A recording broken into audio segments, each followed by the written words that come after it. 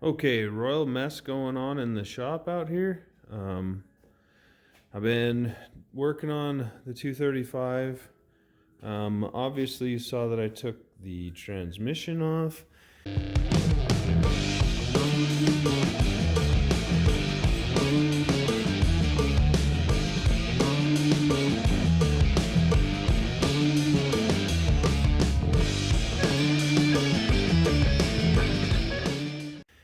Very small transmission. It's sitting under here just because I had to move a bunch of things away around to get the 235 over here in order to pick it up with the gantry crane, which is so much easier than just a engine hoist.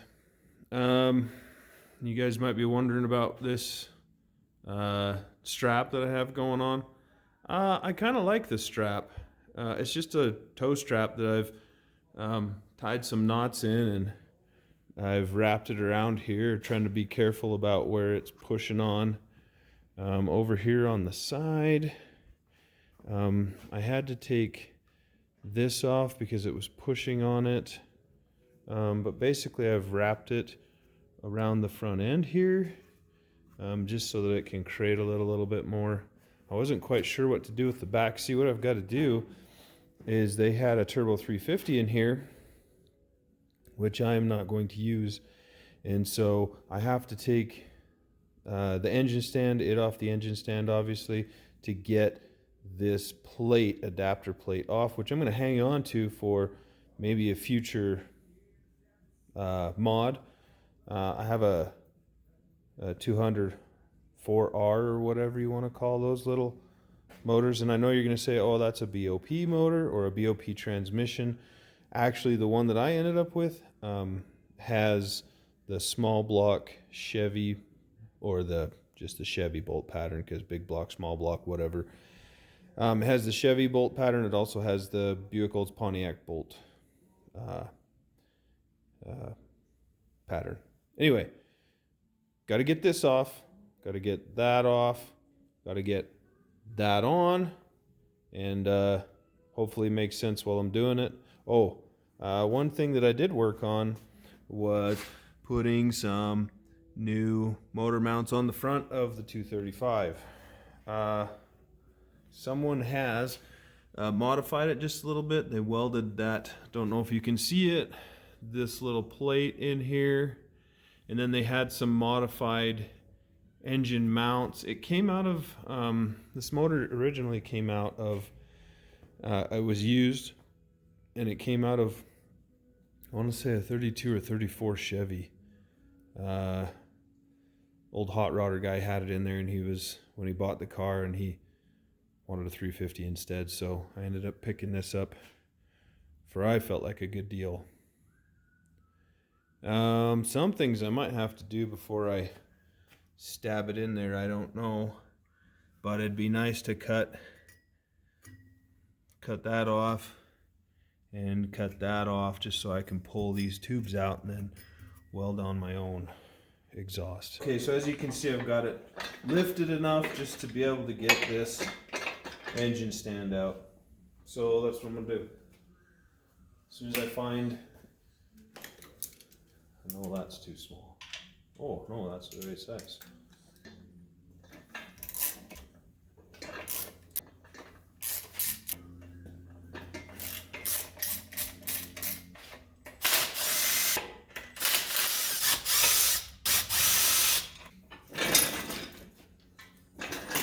That was easy, huh?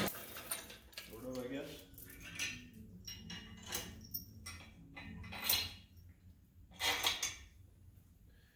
Oh, so the other thing that I have to get off of here is the flex plate, because we're not doing this one.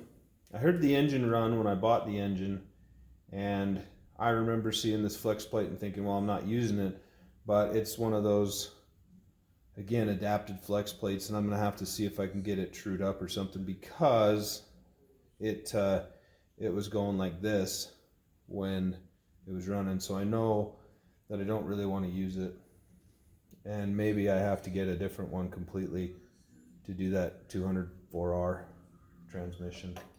So that's got to come off first.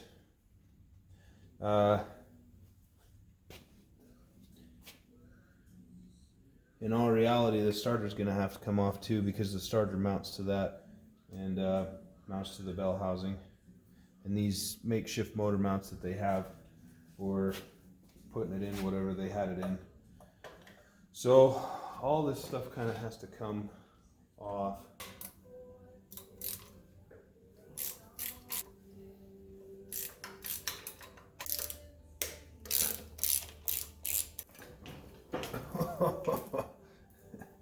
That one's on tight.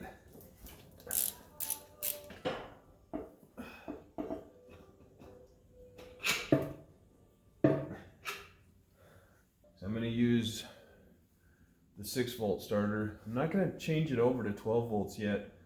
I'm going to kind of just change this back to 6 volt, just for simplicity's sake and just to get it going. What do you think? Think that'll work right there? Crank it and then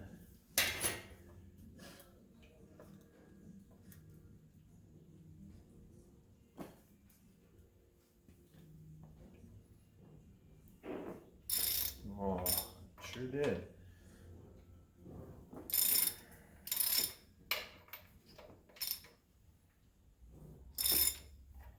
Seem to have an ongoing problem with cameras dying on me. I guess it was charged quite a bit, but I guess because it's cold, it quit early, so it's plugged into the charger now and going. This is the bell housing. As you can see, I do have a bit of a clearance issue right here. This is going to be a problem for me. So what I'm going to go ahead and do is just take these off. Yeah.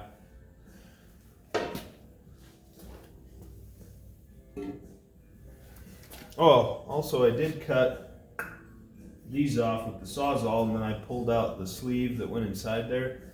And I was thinking it'd be easier for me to make my own dual exhaust. Almost need like one of those trays for people who like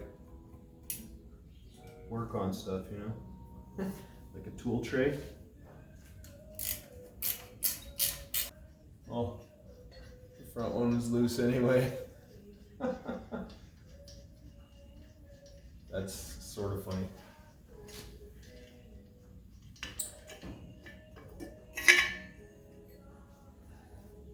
See, there's the one.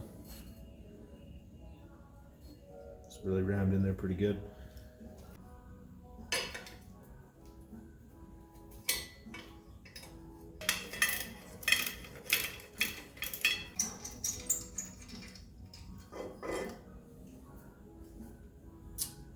Could probably come up with a better solution than that.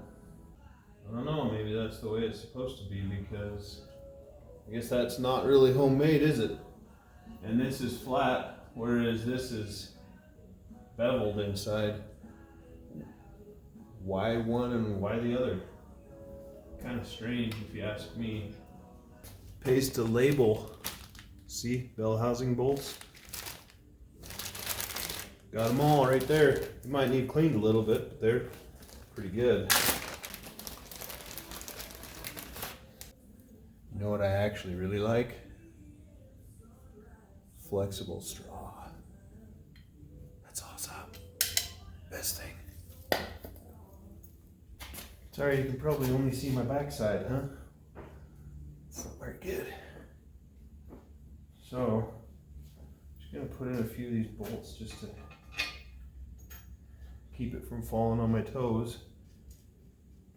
So I don't know if you remember, we were talking about it on these old ones, at least on the 216 and even the 235, they don't have a full bell housing bolt pattern up until, I mean, when the 265 came out and the V8, they had the V8 bolt pattern. But the inline sixes didn't have that bolt pattern until 1963 when they came out with the 250. I don't know, I think they probably came out with the 292 at the same time. And I'm not sure what other variations there were. But then they had the V8 bolt belt then they had the V8 bell housing bolt pattern.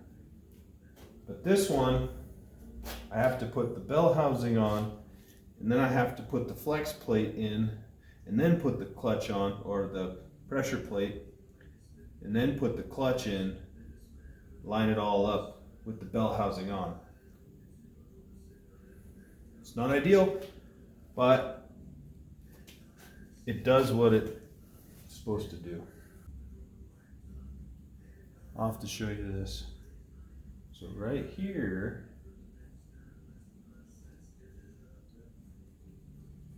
says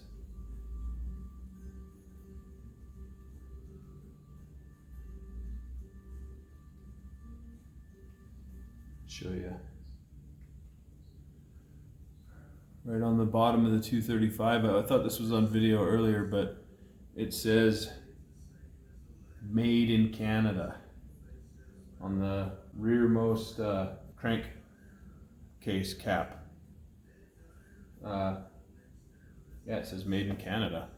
I was pretty excited about it. I mean, I'm Canadian, so it's a big deal, eh? It's kind of some exciting times for me. I've had this motor for more than a year now, with the plans of doing this last winter.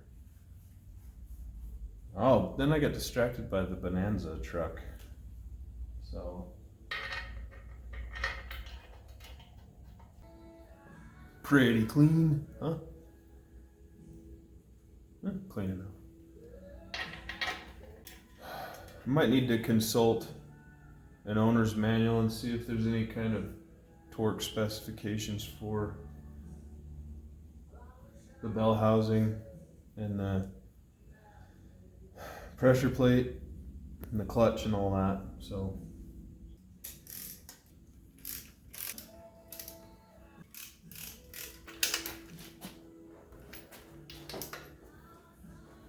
I was kind of going for, well, I like this dark gray, which is, I guess, like the stock color. I was doing some research, and they did it from like 1920, whatever, when they came out with the Stove Bolt 6, until even into the 50s, I guess. As far as I could figure out, it was this color, this dark gray color. And I don't know exactly where to get that color. I'm probably gonna have to just clean this motor really, really well to try to bring that color out. I wanted to just mask off everything and kind of give it a quick spray job, but that's not, don't know where to find the paint, don't have a lot of cash on hand, so I'm just gonna clean it up real good.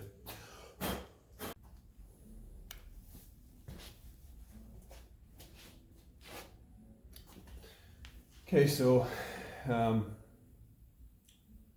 ended up doing a little bit of research. I went in and opened up a service manual for this, for the 51, which 216, 235, I think they should be pretty interchangeable.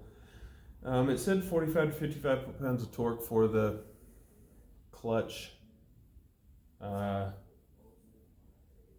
housing. I was like, okay, that must be the bell housing. I did 60 foot-pounds of torque, just did it. So this is on here, 60 foot-pounds of torque.